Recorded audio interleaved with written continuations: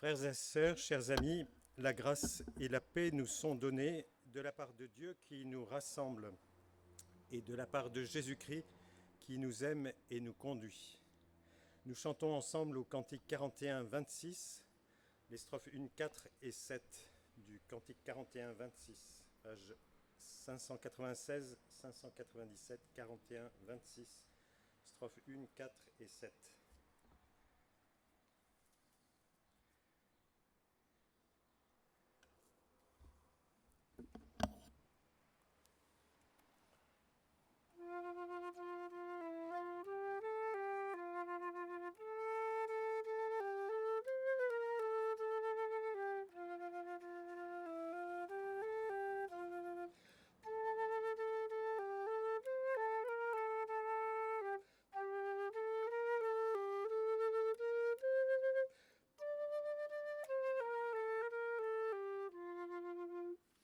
Grand Dieu, nous te bénissons, nous célébrons tes louanges, Éternel, nous t'exaltons, de concert avec les anges, et prosternés devant toi, nous t'adorons, ô grand roi.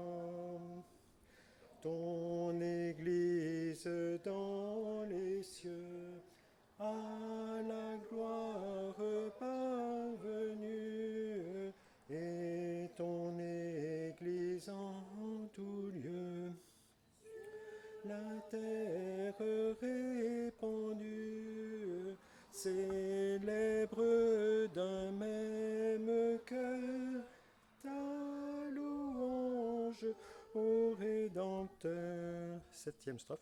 Puisse ton règne de paix s'étendre sur tout le monde dès maintenant à jamais, que sur la terre et sur l'eau tous les peuples se saluent au nom du Seigneur Jésus.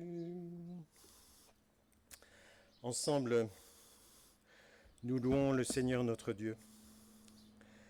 Oui, Seigneur notre Dieu et notre Père, tu nous accordes ton Esprit Saint et nous te rendons grâce car par lui tu illumines nos cœurs.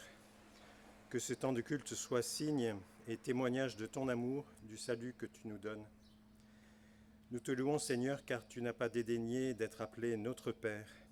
Tu tiens le monde entier dans tes mains, mais en même temps tu nous connais par notre nom. Tu es béni, toi qui es le Créateur de tout ce qui existe. Tu es béni, toi qui nous as mis au large et qui nous donne ainsi de vivre dans ce temps. Nous te rendons grâce pour les œuvres de tes mains, pour tout ce que tu as fait parmi nous par Jésus-Christ, notre Seigneur et Sauveur. Sans cesse, nous voulons chanter et nous chanterons ta fidélité. Béni sois-tu, Seigneur notre Dieu. Amen.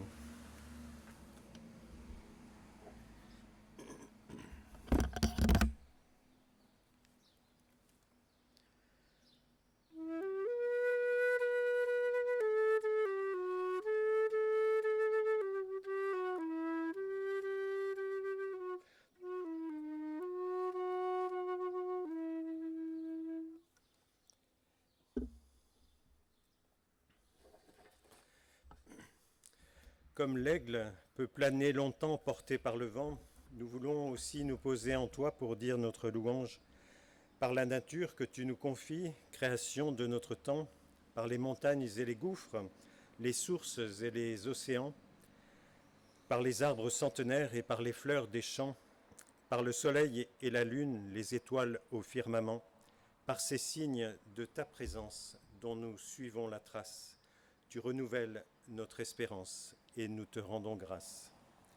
Par les hommes et les femmes qui sont bons, ferment de notre humanité, par tous ceux qui se battent pour la justice et la paix, par les marques de courage, les gestes de charité, par ceux et celles qui recommencent et qui savent pardonner, par ces signes de ta présence dont nous suivons la trace. tu renouvelles notre espérance. Nous te rendons grâce. Par ton Église vivante aux quatre coins de la terre, tes disciples qui se retrouvent et qui te nomment Père, aussi pauvres et fragiles qu'un souffle, qu'une prière, mais riches de ta parole qui fait de nous des frères et des sœurs, par ces signes de ta présence dont nous suivons la trace, tu renouvelles notre espérance. Nous te rendons grâce. Par ces jours où ta grâce a croisé notre chemin, lorsque ton évangile a nourri notre faim, quand nous t'avons reconnu dans un morceau de pain, que nous t'avons prié en ouvrant nos deux mains, par ces signes de ta présence dont nous suivons la trace, tu renouvelles notre espérance et nous te rendons grâce. Amen. Et je vous propose de chanter au cantique 36-17. Cantique 36-17. Nous chantons les 4 strophes. C'est page 514, 36-17.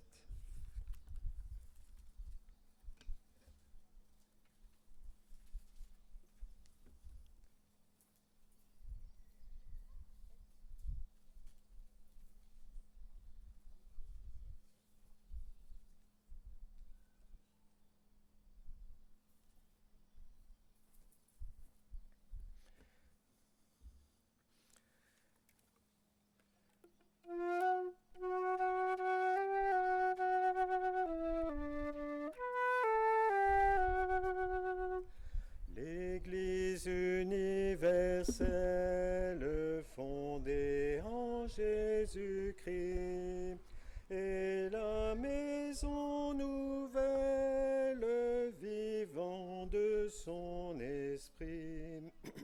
Du ciel il vint lui-même pour être son époux. Le Rédempteur suprême, donnant son sang pour nous. Partout dans la prière, l'Église unit les cœurs pour invoquer le Père, un même et seul Seigneur. Aux ordres de son maître, rompant le même pain, l'Église fait connaître à tous l'amour divin. Le monde la méprise, il cherche à la briser. Des luttes la divisent, son temps paraît compté. Mais elle, dans l'épreuve, reçoit de Jésus-Christ des forces tout nouvelles, le don de son esprit. Déjà sur cette terre, elle est unie à Dieu, et par un grand mystère aura jeté des cieux, car la vie éternelle est pour tous de nous, dont Christ est le modèle, dans un cœur humble et doux.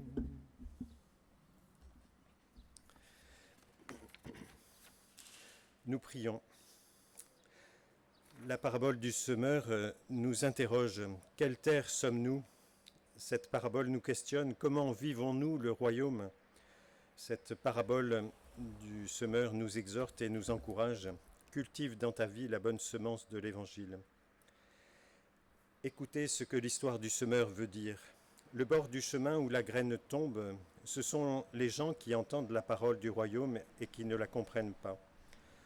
L'esprit du mal arrive et il arrache ce que l'on a semé dans leur cœur. Le sol plein de pierres, ce sont les gens qui entendent la parole, qui la reçoivent et aussitôt avec joie. Mais la parole n'a pas de racine en eux et ils changent facilement d'avis. Alors quand il y a une difficulté ou quand on les fait souffrir à cause de la parole, ils abandonnent tout de suite. Le sol plein de plantes épineuses, ce sont les gens qui entendent la parole mais qui s'inquiètent pour les choses de ce monde. Ils cherchent les fausses richesses et à cause de cela, la parole est comme étouffée et elle ne produit rien. La bonne terre, ce sont les gens qui entendent la parole et qui la comprennent. Ils donnent des fruits, les uns 100, d'autres 60, d'autres 30. Je vous invite à la prière. Oui, Seigneur, quelle terre sommes-nous aujourd'hui?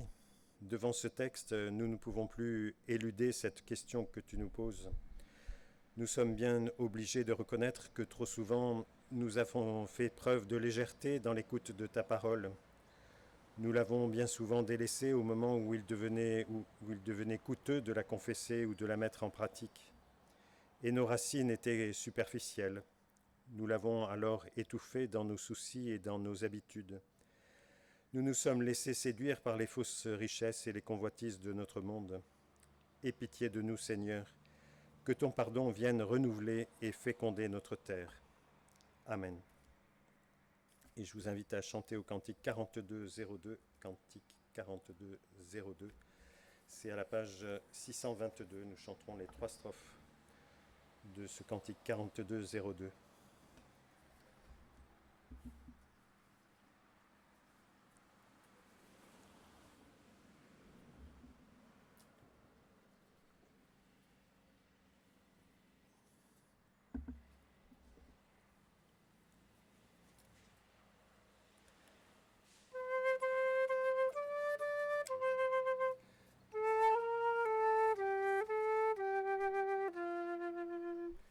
Du cœur et de la voix, rendez à Dieu la gloire. Notez tous ses bienfaits, ni ton mémoire.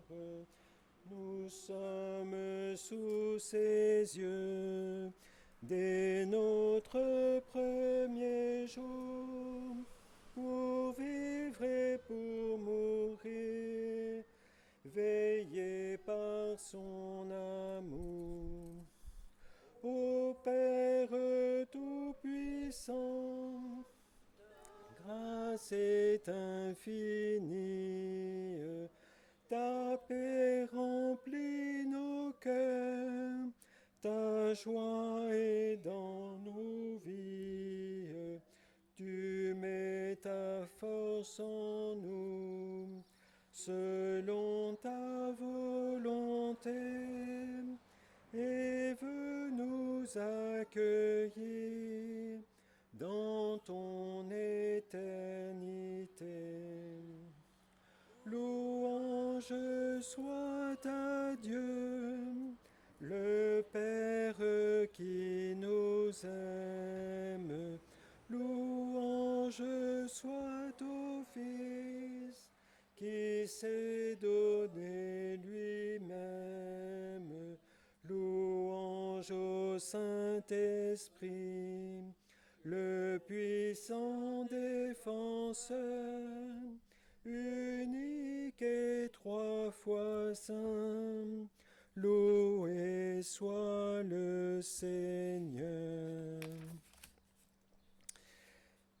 Et nous recevons ces paroles de grâce, ces paroles de pardon qui nous accompagnent dans chacune de nos journées.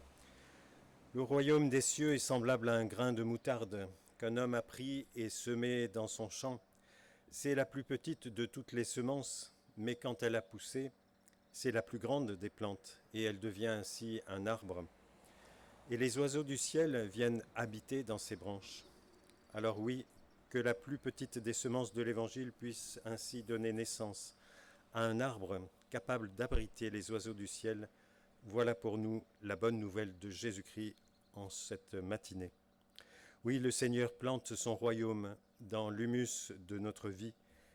Il pardonne tout ce qui nous sépare de lui et de notre prochain, alors que son pardon fasse ainsi germer dans notre terre la semence de son royaume et qu'ils produisent du fruit 30 fois, 60 fois, 100 fois, même au-delà de tout ce que nous pouvons imaginer.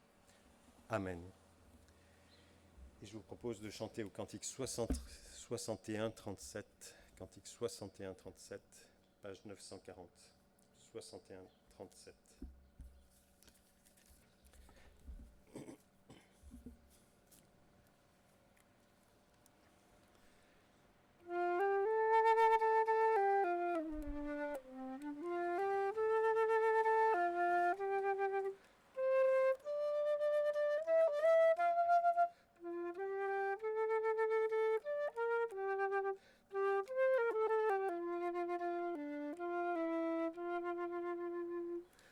Ô ma joie et mon espérance, le Seigneur est mon chant.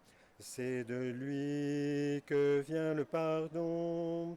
En lui j'espère, je ne crains rien. En lui j'espère, je ne crains rien. Et écoutons quel est le projet de Dieu pour notre vie à travers ces béatitudes revisitées.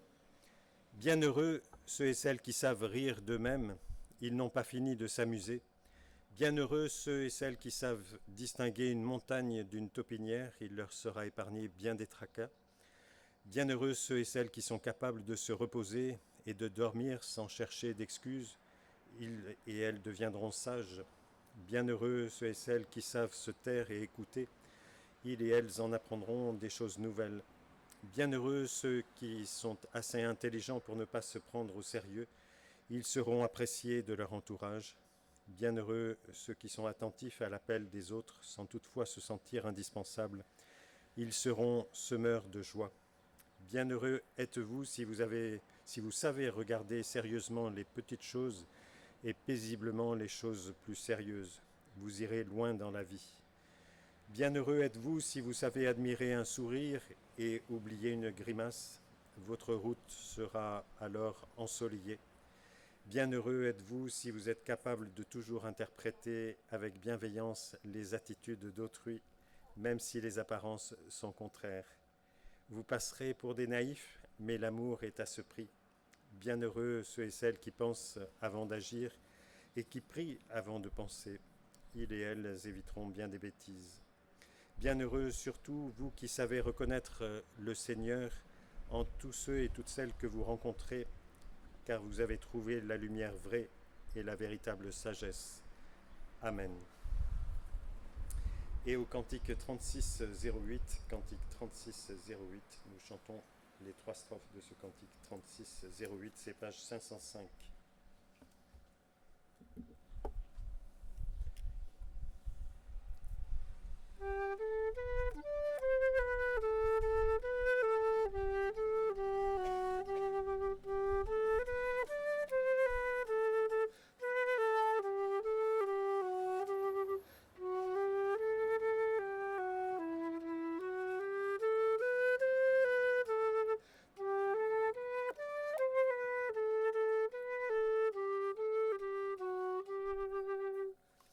Ô Jésus, tu nous appelles à former un même corps, toujours fidèles, unis dans nos efforts, que jamais rien ne sépare ceux qui veulent te servir, mais que ton amour s'empare de nos cœurs pour les unir. Ô Jésus, c'est ton sang même qui scelle notre unité. Apprends-nous comment on aime, donne-nous ta charité. Que l'on trouve en ton Église le modèle de la paix, que rien ne la divise, rends-nous frères pour jamais. Ô Jésus, priant le Père pour tout ce qu'il t'a donné, tu rassembles sur la terre un seul peuple racheté. Nous qui te prenons pour maître, en témoins obéissants, en aimant faisons paraître que nous sommes tes enfants. Comme la pluie et la neige descendent des cieux et n'y retournent pas sans avoir arrosé et fécondé la terre, et fait germer les plantes sans avoir donné de la semence au semeur et du pain à celui qui mange, ainsi en est-il de ma parole qui sort de ma bouche et ne retourne pas à moi sans effet, sans avoir exécuté ma volonté et accompli avec succès ce pourquoi je l'ai envoyé, nous est-il rappelé dans le livre du prophète Ésaïe au chapitre 55, les versets 10 et 11. Je nous invite à un temps de prière. Oui Seigneur, nous allons nous mettre à l'écoute de ta parole dans l'Écriture et nous voulons te prier pour qu'aujourd'hui ta parole vienne ainsi arroser et féconder notre terre, qu'elle fasse germer en nous la foi, l'espérance et l'amour, qu'elle soit ainsi semence pour notre vie et aussi nourriture sur notre route. Nous te le demandons tout simplement au nom de notre Seigneur Jésus-Christ. Amen. Dans l'Évangile selon Matthieu, nous lisons au chapitre 13, les versets 1 à 23. Ce jour-là, Jésus sortit de la maison où il se trouvait et il alla s'asseoir au bord du lac. Autour de lui, la foule se rassembla, si nombreuse qu'il dut monter dans un bateau et il s'y assit. La foule se tenait sur le rivage. Il prit alors la parole et il leur exposa bien des choses sous forme de paraboles. Et il leur dit, « Un semeur sortit pour semer. Alors qu'il répandait sa semence, des grains tombèrent au bord du chemin. Les oiseaux vinrent et les mangèrent. D'autres tombèrent sur un sol rocailleux en ne trouvant qu'une mince couche de terre. Ils levèrent rapidement, mais parce que la terre n'était pas profonde. Mais quand le soleil fut monté haut dans le ciel, les petits plants furent alors vite brûlés, et comme ils n'avaient pas vraiment pris racine, ils séchèrent. D'autres grains tombèrent parmi les ronces. Celles-ci grandirent et étouffèrent les jeunes pousses. D'autres grains enfin tombèrent sur la bonne terre et donnèrent alors du fruit avec un rendement de 100, 60 ou 30 pour un. Celui qui a des oreilles, qu'il entende. Alors ses disciples s'approchèrent et lui demandèrent, « Seigneur, pourquoi te sers-tu de paraboles pour leur parler ?» Et il leur répondit, « Vous avez reçu le privilège de connaître les secrets du royaume des cieux, mais eux ne l'ont pas reçu. Car à celui qui a, on donnera encore jusqu'à ce qu'il soit dans l'abondance, mais à celui qui n'a pas, on ôtera même ce qu'il a. Voici pourquoi je me sers de paraboles pour leur parler, c'est que bien qu'ils regardent, ils ne voient pas, et bien qu'ils écoutent, ils n'entendent pas et ne comprennent pas. Pour eux s'accomplit ainsi cette parole, cette prophétie du livre d'Ésaïe. Vous aurez beau entendre, vous ne comprendrez pas. Vous aurez beau voir de vos propres yeux, vous ne saisirez pas. Car ce peuple est devenu insensible. Ils ont fait la sourde oreille, ils se sont bouchés les yeux de peur qu'ils voient de leurs yeux et qu'ils entendent de leurs oreilles, de peur qu'ils comprennent, qu'ils reviennent à moi et que je les guérisse. Vous, au contraire, vous êtes heureux, vos yeux voient et vos oreilles entendent.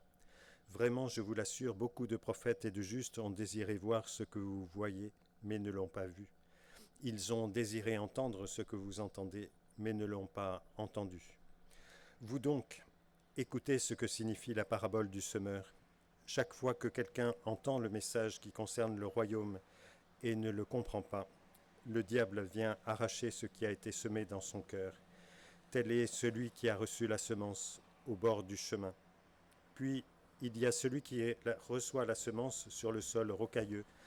Quand il entend la parole, il l'accepte aussitôt avec joie, mais il ne la laisse pas prendre racine en lui, car il est inconstant. Que surviennent des difficultés ou la persécution à cause de la parole, et le voilà qui abandonne tout. Un autre encore a reçu la semence parmi les ronces. C'est celui qui écoute la parole, mais en qui elle ne porte pas de fruit, parce qu'elle est étouffée par les soucis de ce monde et par l'attrait trompeur des richesses. Un autre enfin a reçu la semence sur la bonne terre, et c'est celui qui écoute la parole et qui la comprend. Alors il porte du fruit, chez l'un un grain en rapporte 100, chez un autre 60 et chez un autre 30. Oui, pourquoi Jésus parle-t-il en parabole? La question mérite d'être posée et c'est d'ailleurs ce que font les disciples de Jésus au verset 10 après avoir entendu cette parabole du semeur.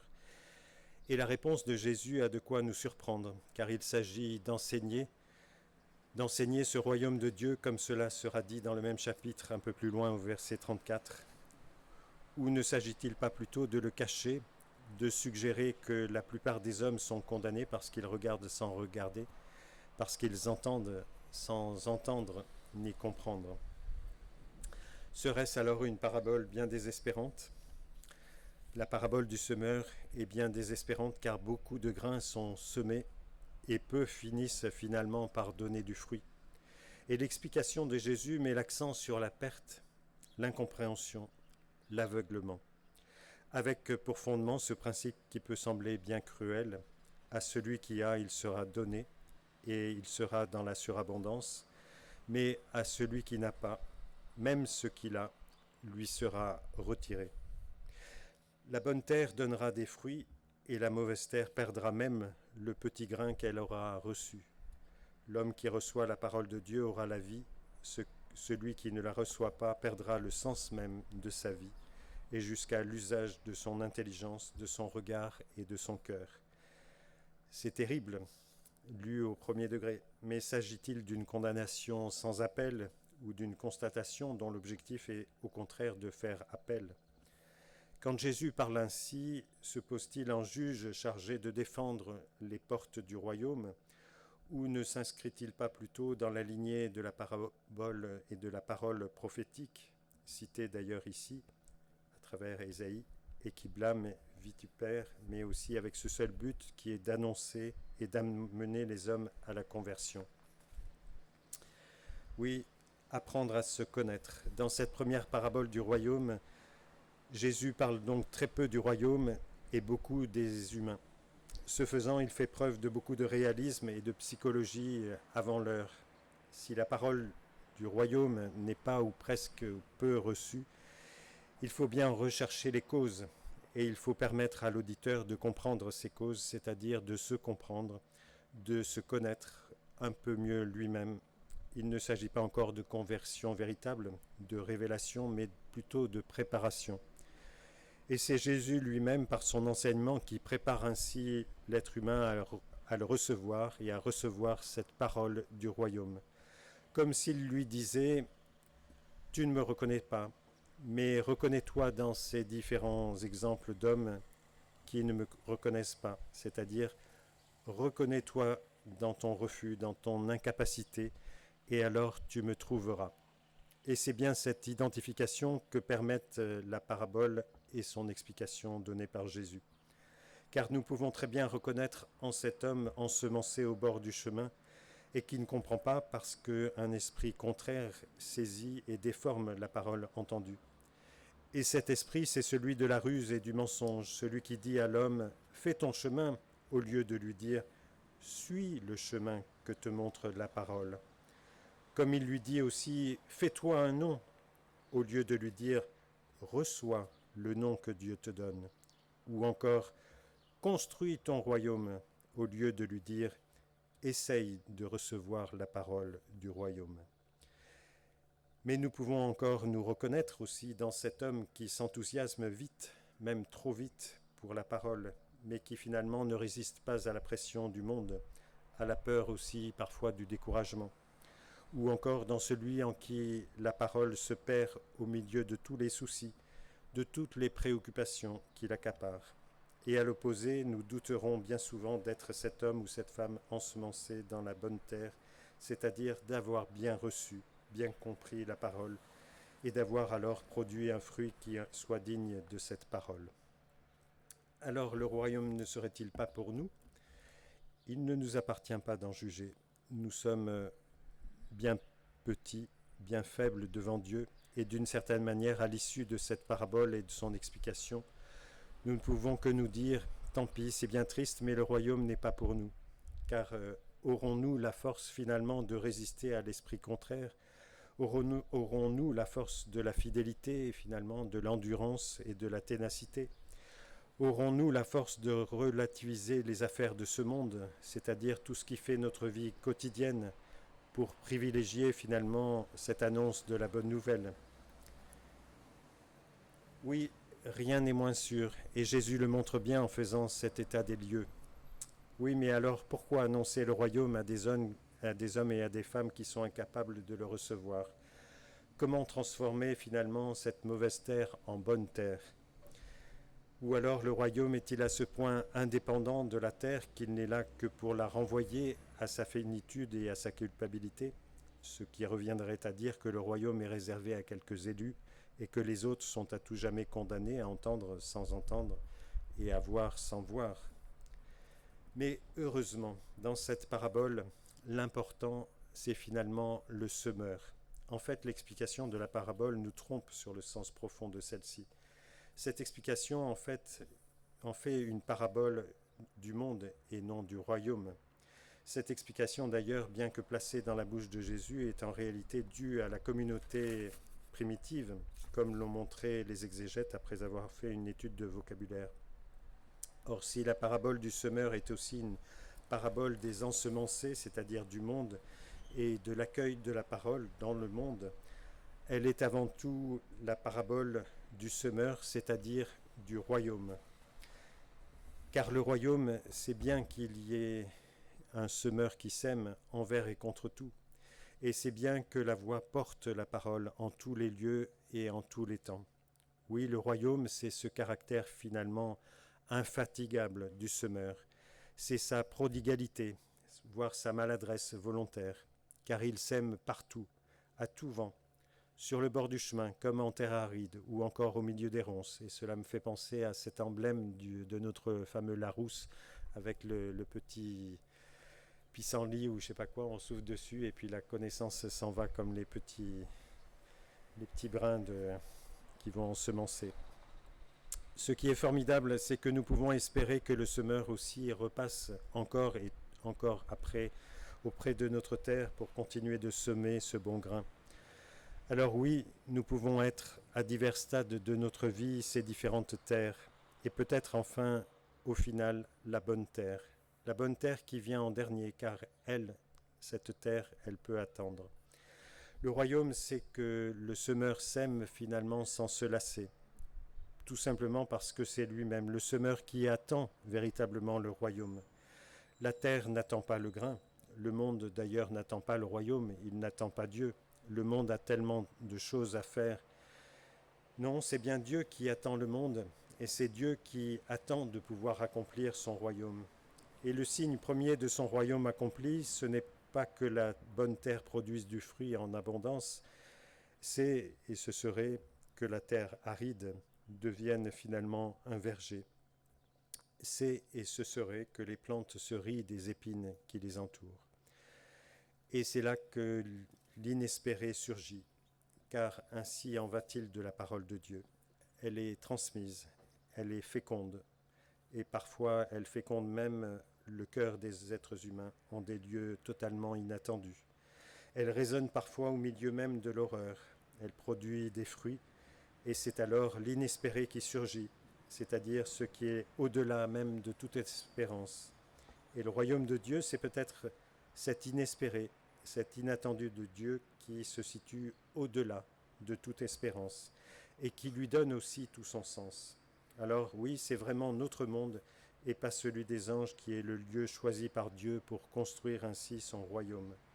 Car notre monde continue de fleurir malgré les épines du mal, malgré les pierres, malgré la désolation, malgré la guerre, malgré... Il n'y a plus de son.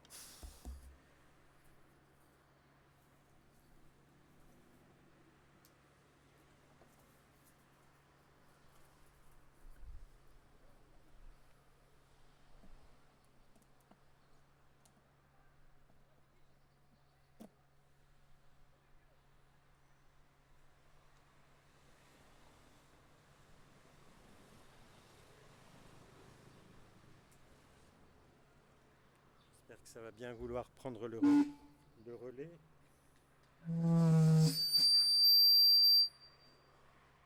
Désolé pour la... Faut que je l'éloigne.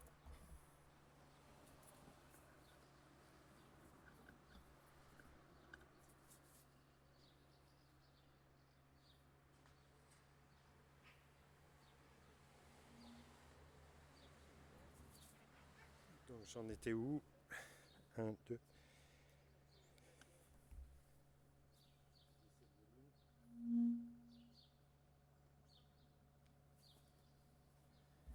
Est-ce que là vous m'entendez encore un petit peu? C'est un son un petit peu plus grave, excusez-moi. Oui, c'est alors que le royaume de Dieu inespéré peut être aussi cet inespéré qui se situe au-delà de toute espérance, qui lui donne tout son sens.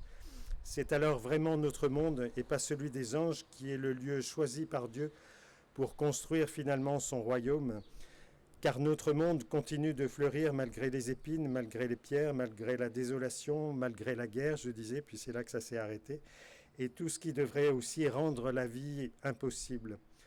Oui, notre monde continue malgré tout de fleurir et de vivre, tout simplement parce que Dieu est un inlassable semeur et qu'il nous a fait ce don inespéré de vouloir notre vie jusqu'à se faire homme parmi les hommes. Et je terminerai par cette prière adressée à notre Seigneur. Oui, qu'attends-tu, Seigneur? Un jour, n'en pouvant plus, j'ai crié, mais enfin, Seigneur, qu'attends-tu pour intervenir? Encore un peu de temps et il sera trop tard. Ne vois-tu pas toutes ces semences du mal, les herbes folles de l'égoïsme, le chien-lit de la haine, les ronces de l'injustice qui envahissent notre terre? Et il y en a partout, dans les rues, dans les maisons, dans les usines, dans les bureaux, dans les villes et les campagnes, dans les palais et dans les tripots, dans les laboratoires et dans les tribunaux, dans les assemblées nationales et même internationales, dans les églises et les monastères et même jusque dans la cité sainte du Vatican. Alors oui, qu'attends-tu, Seigneur? Si tu laisses faire, il n'y aura bientôt plus sur notre terre un seul mètre carré où pourront pousser ainsi les fleurs de la tendresse, du pardon et de la paix que tu avais semé avec tant d'amour à l'aube de la création.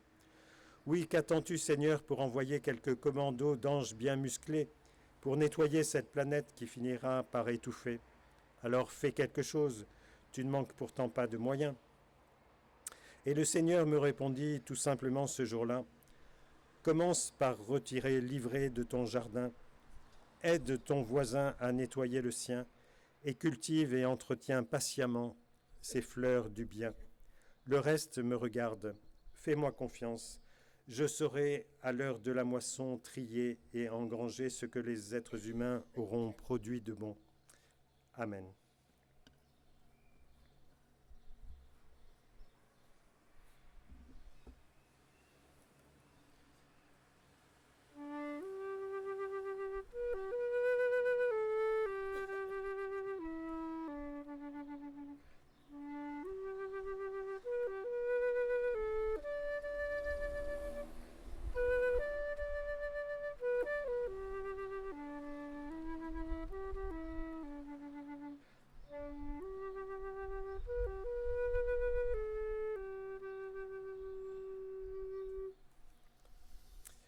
Et je vous propose de chanter au cantique 5508. Cantique 5508, c'est à la page 714.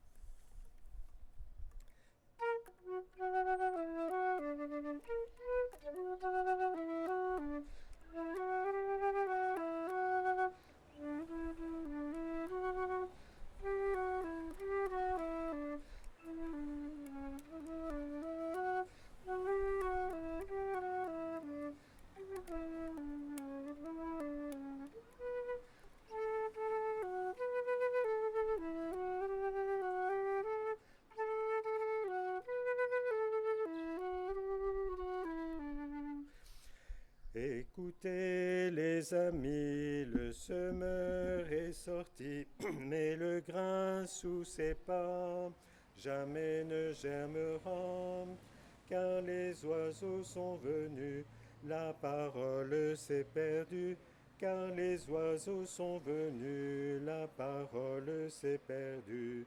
Cherche la lumière si tu veux que ton cœur soit comme une terre pour le grain du semeur. Écoutez les amis, le semeur est sorti et le grain a levé. Aussitôt que semé, le soleil a tout brûlé, la parole s'est noyée.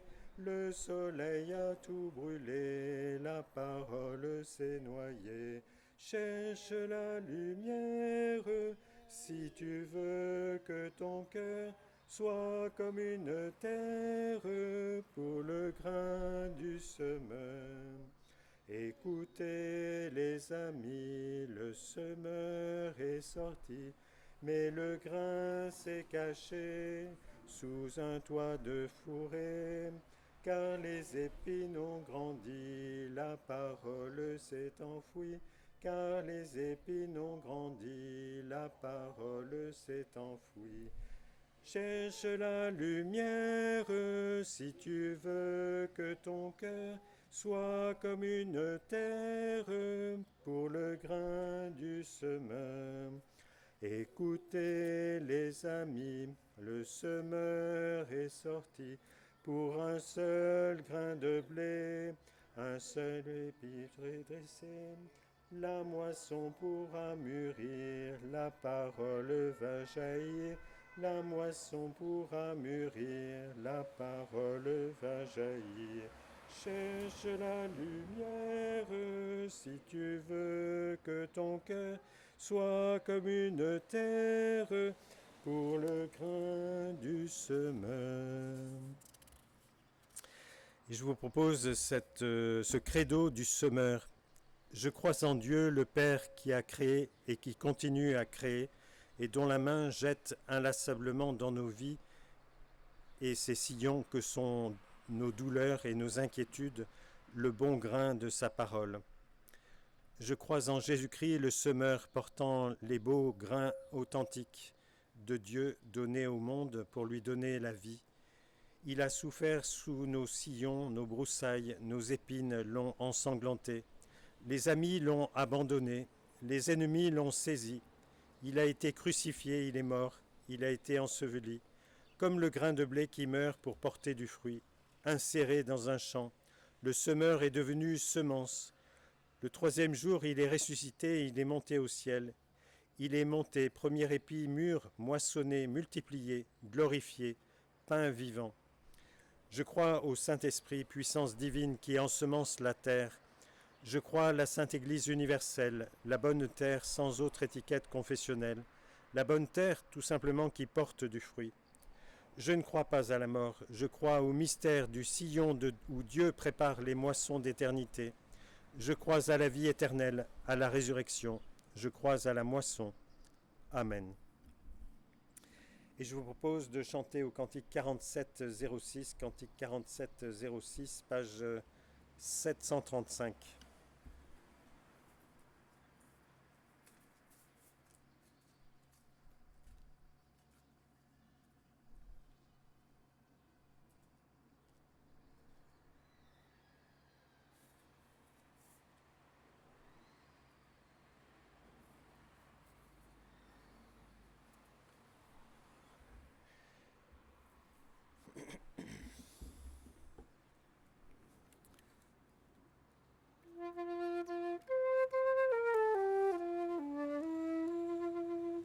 Mon vrai trésor sur terre est mon seul bien, ô Jésus-Christ à qui j'appartiens.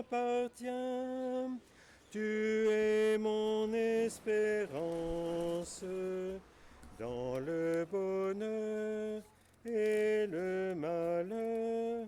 En toi j'ai placé ma confiance.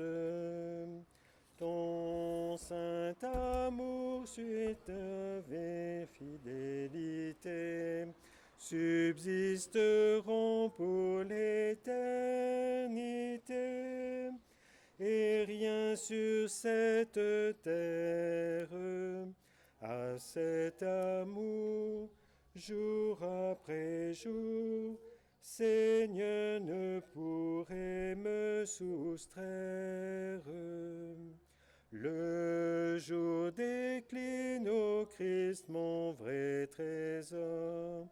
Auprès de moi, Seigneur, reste encore. Déjà le soir avance, que nul péché n'ose voiler en moi l'éclat de ta présence. Je trouve un sûr repos près de mon Dieu. En sa paix je puis fermer les yeux vers toi, vers ton royaume. Le jour, la nuit, tu me conduis, Seigneur et Dieu de tous les humains. Voici le moment de notre offrande. Ouh là là, ça fait du larsen. Je vous propose, chacun donne ce qu'il souhaite selon ce qu'il a reçu du Seigneur.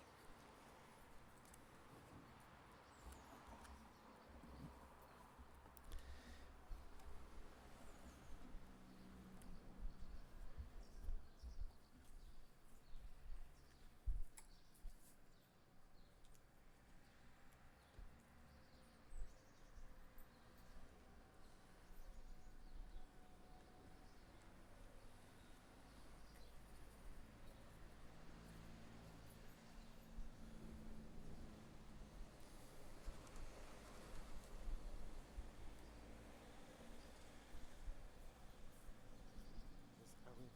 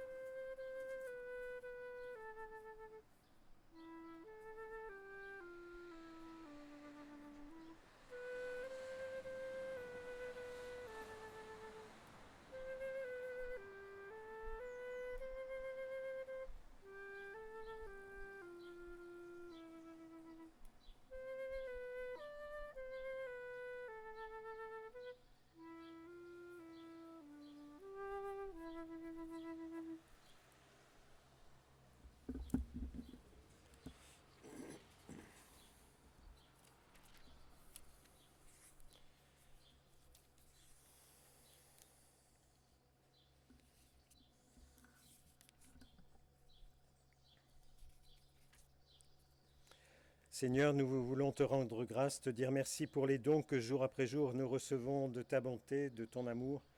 Accepte cette offrande, l'offrande de notre temps, de notre chant, de notre argent, comme un signe de notre amour et de notre engagement à ton service et aussi au service de notre prochain, qu'il soit auprès comme au loin. Amen. Dans la semaine écoulée, donc, il y a eu un service de consolation que j'ai fait au temple de Porte-les-Valences ce vendredi. Et ce samedi, il y avait aussi un mariage, donc Geoffrey Bailleul et Céline Goncalves. Et donc le mariage s'est déroulé à Château-Double, près de Château-Double. C'était bien sympathique. On leur a remis donc une Bible de la part de notre église, deux Bibles, une Bible pour couple qui a été remise par Daniel Poujol qui leur a dit un petit mot bien sympathique. Et il faisait chaud, donc je lui ai mis un peu le chapeau dessus. Et puis aussi une autre Bible, The Bible, une Bible un peu plus moderne, disons, et avec une connexion Internet possible. S'ils vont sur le site de The Bible, ils trouveront aussi quelques éléments. Voilà, ils étaient très heureux de ce temps partagé. Et puis dimanche prochain, le culte a lieu ici même, soit en extérieur, ça sera Diane qui verra donc avec vous. Peut-être il faudra lui donner un coup de main, organiser un peu tout ça. Voilà, si ça se fait en extérieur. Peut-être qu'elle aura besoin d'un écran, mais on ne peut pas démonter notre écran. Donc il faudra voir au préalable avec elle comment elle pense organiser les choses. Est-ce que le petit écran suffit? Voilà, à voir avec elle.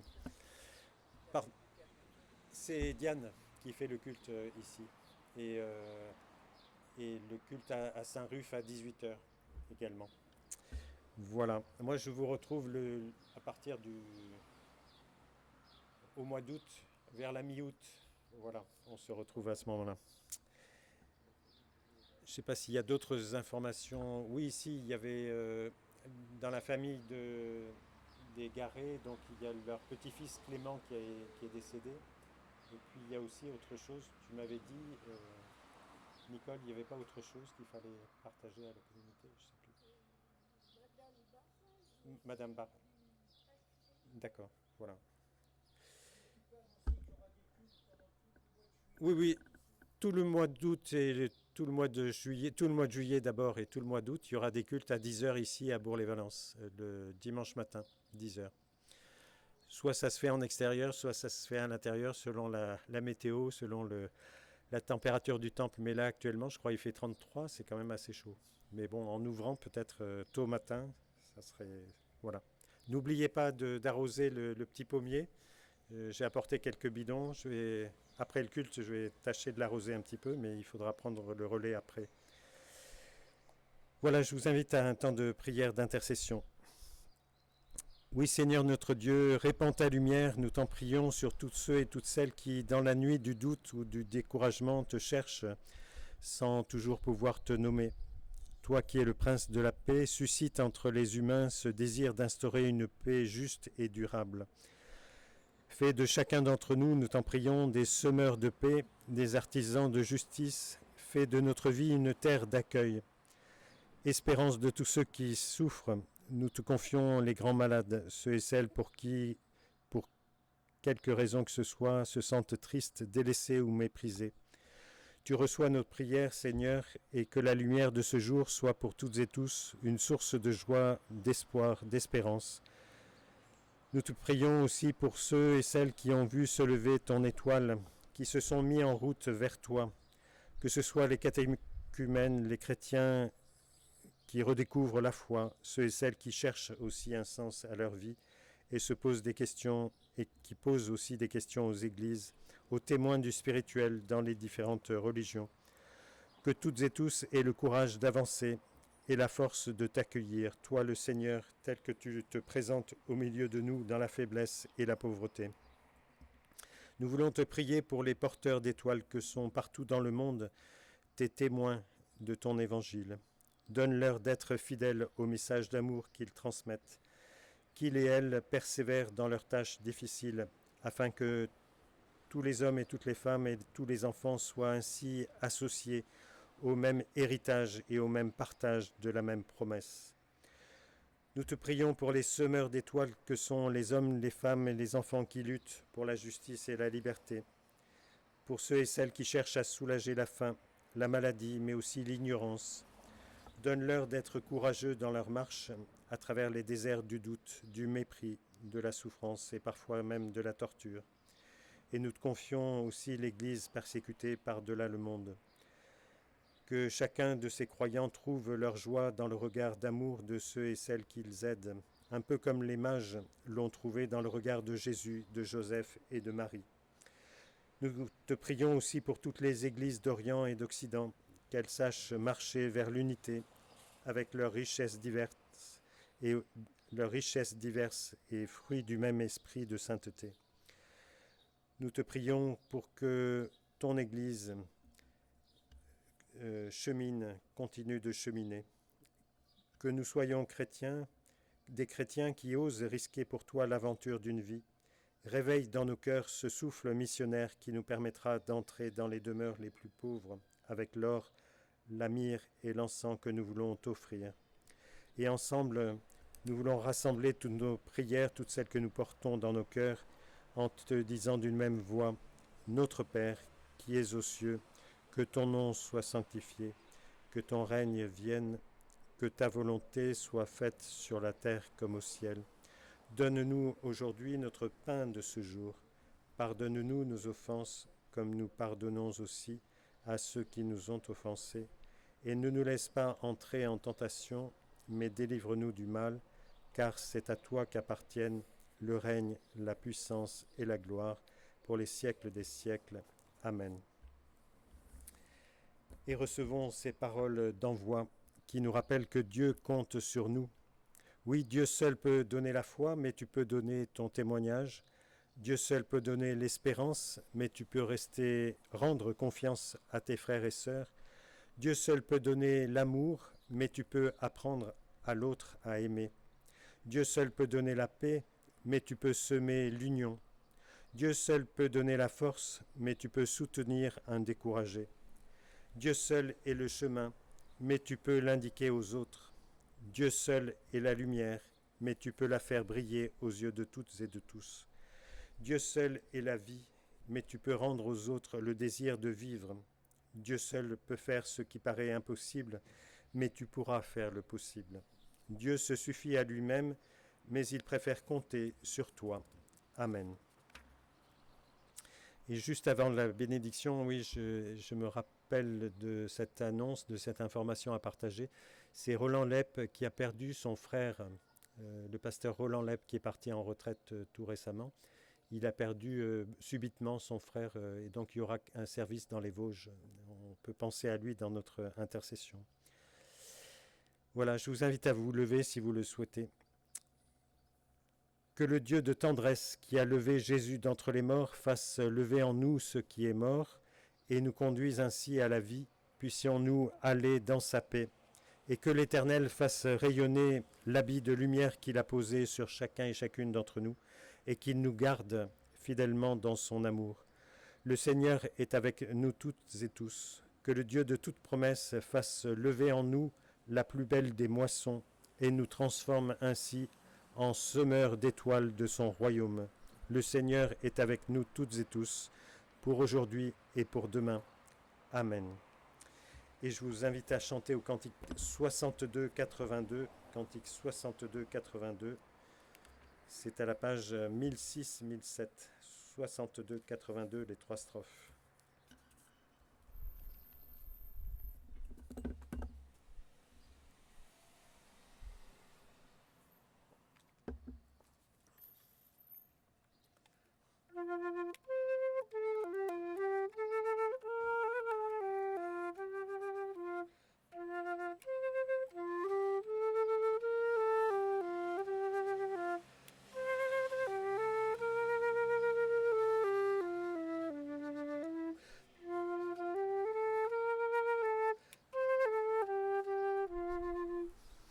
Bénis-nous, Seigneur, tiens-nous tous ensemble pour être du Christ témoin véridique. Nul ne reste seul au sein de ton peuple. Sa joie, sa tristesse, tu viens les bénir. Il est vain, Seigneur, que tu nous bénisses, si nos mains serrées gardent tes richesses, tes dons les meilleurs resteront stériles, si l'on ne partage ce qui vient de toi.